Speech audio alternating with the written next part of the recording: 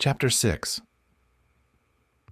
A few miles away, two distrustful-looking young urban outlaws walked at a comfortable pace. They looked more like petty criminals, pickpockets. The bigger one spoke up. "We scared the hell out of them." "Hell yeah," agreed the smaller one. "They had a good run," continued the bigger one. "They had. Too bad we didn't get any money."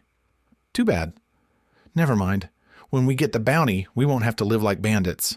"No." "What do you mean, no? Do you want to go on living like this? With all that money?" "No, I don't." "What then? You want to change?" "Yes." "That's why I say, I was beginning to think there was something wrong with you. Anyway, I have a feeling we're on to something." And then the little one stopped and blurted out. "So, you have a feeling? We're out here in the middle of nowhere, huh? No one has been able to say anything about the kidnapping of the princess, but you have a feeling that you are on to something.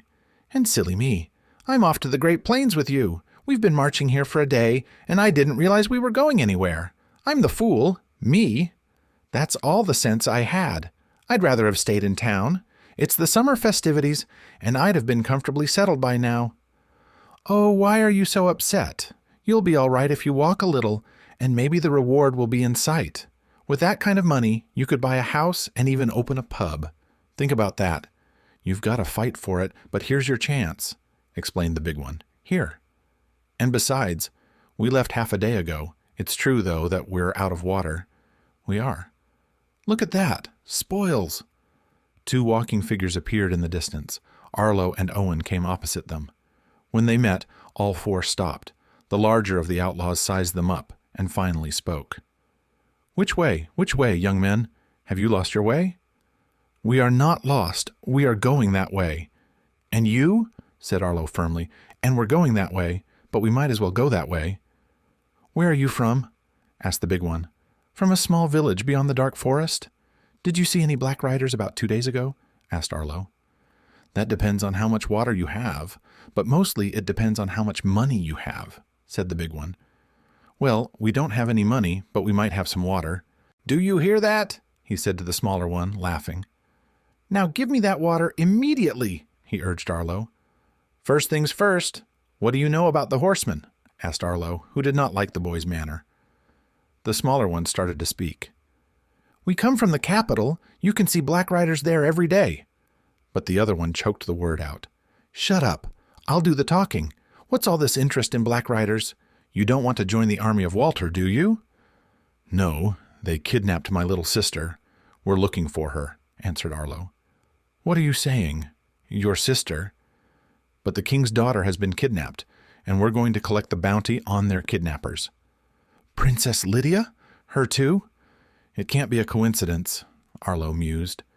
The larger guy had called the smaller one aside for a quick one-on-one strategy meeting. He began. "So, Count Walter kidnapped his sister.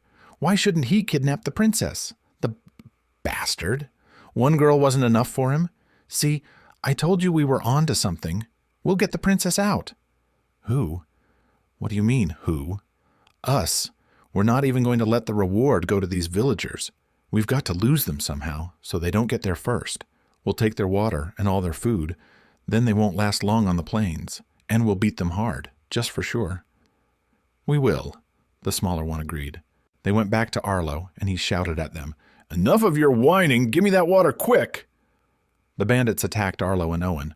After a brief scuffle, Arlo and Owen hit the two outlaws, who were standing back. Then they suddenly drew their knives and attacked. Arlo and Owen looked at each other and drew their knives as well. At this, the bandits hesitated before they start swinging. Suddenly, Owen felt a great strength in himself, like when he drank the water from the baker's flask. Without fear, he ran at the two outlaws, leapt into the air, and with a single kick, knocked them both to the ground. "How did you do that?" Arlo wondered, and then he went to the bandits and saw that they were no longer able to tell him anything. He beckoned to Owen, and they left them and went on their way. The outlaws were writhing on the ground, groaning. The larger one spoke. "We scared them off well." "Scared," answered the other one. "The cowards ran away." "Ran away. Luckily, we didn't have any money." "Luckily," finished the conversation the other one. Chapter 7. Deep inside Count Walter's hidden castle, the witch was brewing something in a big black pot. Not far away, Daisy and Lydia were locked in separate cages. Two small servants in tattered clothes stopped in front of the witch. The witch asked them, "Have you got everything?" "Yes," replied one of the servants. "Let's see." The witch began her inspection. "A crow feather, I've got it. A dried frog's leg, dog hair, snakeskin, check. One rotten peach, but that much? Anyway, that'll do. What's this?" She pointed to something like some nail. "It's a cat's claw, as you asked for," explained the servant. "You idiots. Cat's claw is an herb, but don't go looking for it in the woods. It doesn't grow here. Find the pot man in town and buy it from him." "Yes, ma'am," said the servant, bowing his head. "And the fresh spring water?" asked the witch. The other servant handed her a full jug. The witch looked into it, took a sip, and spat it out on the floor. "This is not fresh spring water," she shouted at them. "Where did you get this water? Did you think I wouldn't notice the difference?" "Well, we were just... It was like..." The servant faltered. "I'm not interested in your excuses. Fresh spring water is what comes out of the spring up on the mountain, right at the spring where the stream comes from, not anywhere else. So go quickly and fill this jug with it, and pray that the Count doesn't notice your mistake, or you'll be ruined. You'll make the ceremony late." "Yes, ma'am, we're on our way." "You're not back yet?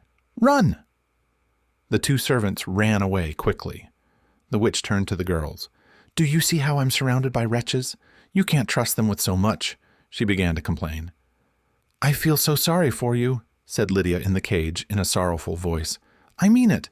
They really are quite useless. I'll go and get you some spring water. Just leave it to me."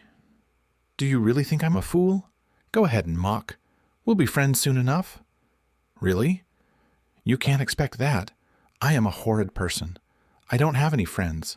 You'll be the fool. What are you doing being so sure of yourself?" "I can't tell you that, but you'll find out in time." "What would a second-rate witch like you be up to? She can't even get the ingredients," teased Lydia. "What are you saying? I'll show you," the witch retorted.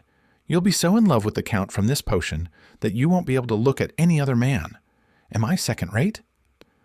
"Don't make me laugh. I can't even look at other men now," she said boastfully, but she wondered if the witch could do just that. If so, she was in trouble. She couldn't imagine a man like Walter. She saw no courtesy in him, no elegance, nothing at all that she thought a princess might find attractive. Meanwhile, Daisy, huddled in the corner of the other cage, watched in horror. She could not imagine what her part in all this was, but she didn't dare ask. For the time being, it was better just to watch. Chapter 8. Arlo and Owen finally entered the city. There was quite a bustle everywhere. It looked like some kind of street party. In and around the main square, musicians, dancers, and street performers entertained the crowd. Alongside them, various vendors were lined all along the streets, as if the whole town were some kind of giant fair. Arlo and Owen were amazed. They had never seen anything like it. They'd been to a dance party back home in the village, but it was nothing like this parade in the city. Of course, they had no money for anything, so after they'd had a good rummage, Arlo finally got down to business. "Those outlaws said they'd seen black riders in town. I've seen none." "Neither have I, but that's probably because my eyes are knocking from hunger. Now we could really eat that bread." Owen began to get cranky again. They walked on. Arlo took out the bread.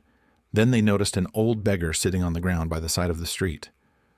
"I haven't eaten anything for days," the old man begged. "They have taken my land and my house, made me a wastrel." Arlo stopped, looked at Owen, and then broke the bread into 3 pieces. They sat down next to the beggar, and Arlo gave him 1 piece of bread. The 3 of them began to eat. "Who took your land?" Arlo asked. "Count Walter, the servant of evil, possessed by the devil. He destroys everything in his path. His soldiers follow him blindly." "Who knows what he promises them?" said the old man as he ate. "Why did he drive you from your home? Did you stand in his way?" Arlo continued his questioning. He felt he had a clue. Finally, someone was talking about this Count. The old man continued, I wasn't in anyone's way. One day he appeared with his black horsemen on my farm. I was captured, and my house was burnt down. They threw me in a dungeon and released me after a few days. They said I had not paid my full taxes and that I was being made an example of. But I always paid it. When I returned to the farm, I saw that all the crops had been burnt and were being raided by black horsemen. When they saw me, they chased me away. They said it was now the Count's estate. And what happened to your family? I haven't had any family for a long time. I lived alone on that farm. Where is this farm? Over there, at the foot of the North Mountains, by the stream, half a day's walk from here. But why do you care so much? The Count has kidnapped my little sister. We must free her. I know he has a hidden castle. I just don't know where. Even if you find it, what will you do? You don't have a chance against him. He's protected by trained soldiers armed to the teeth. Unless... The old man trailed off and thought. Owen asked back impatiently, Unless? Unless what? The beggar chewed the morsel thoroughly and swallowed. Meanwhile, Owen and Arlo waited impatiently to hear what he would say. Unless, said the old man finally, in a mysterious voice, and then he took another bite of bread. Oh no, cried Owen. What, have you got any ideas? Unless you join his army, said the old man, his mouth full, then perhaps you can find out where his hiding place is and simply walk in through the front door. A brilliant idea! Do you hear that, Arlo? Owen turned to Arlo, his eyes bright. But Arlo was skeptical. Join the army. We don't have time for that. We must find Daisy. Now, before it's too late. A week of induction, 3 months of training, then a year, and you can get close to him. The man paused briefly, but the boys just stared at him. Fools! What were you thinking? That you could just walk up and say we've come for the girl?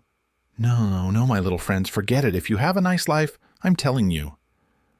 They just ate the bread. Arlo got up and waved Owen to go. He didn't think they'd go any further with this old man. He looked away and felt he could see much more clearly and much further. He could see every little detail in the crowd. He saw the eyes, the features, the hatpins, and the petals of flowers in the farthest windows. Owen looked in the same way. Look, that spider has just caught a fly. The old man pointed to a distant chimney-piece. That must be the effect of the special bread, wondered Arlo. Hey, look, there's a soldier in black. Owen pointed to the crowd at the far end of the street. Sometimes the soldier in black appeared. Sometimes he disappeared among the people. Then the boys saw him turn a corner. Come on, after him. Owen jumped up, and they ran in that direction. There were a lot of people on the street, and they had to avoid everyone. Sometimes they could only move slowly through the crowd, and then the vendors tried to push all kinds of goods at them. They turned the corner, and finally, Arlo saw the soldier again. He pointed to Owen that he was that way. Then they saw the soldier go into an inn. The boys followed him. The inn was also very crowded and noisy, with drinking people, playing cards, men and women mixed. The soldier went to a table where several soldiers in black were sitting. There were no more seats at the table, so he turned to the next table and looked at one of the unfortunate young men. Startled, he quickly stood up and handed over his chair. The soldier took it and gave a nod of his head, which meant, "That's why." He sat down with the others and waved to the server. You could tell they hadn't just started drinking, as they were a little drunk.